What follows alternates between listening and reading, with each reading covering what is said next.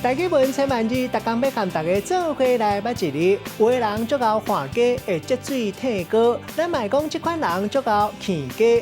今仔日要甲大家小解这一日，咱同齐来看到，这就是欠，它可以欠第5条。第几字典解说的欠，就是出来甲物件掠好条，咱讲是欠条条。若是讲掠条，嘛会当讲是欠好条。有时阵嘛会当讲动物用喙捞一项物件，或者是讲用手脚去掠一项物件，掠条条，咱嘛会讲欠条咧。另外，还有人掠到枪位啊，八壁过，也就是去墙八壁。然后讲，亲像是甲物件掠好条共款，对钱方面袂乌白开，咱讲这人足够欠家。带大家做伙来小解这2个词。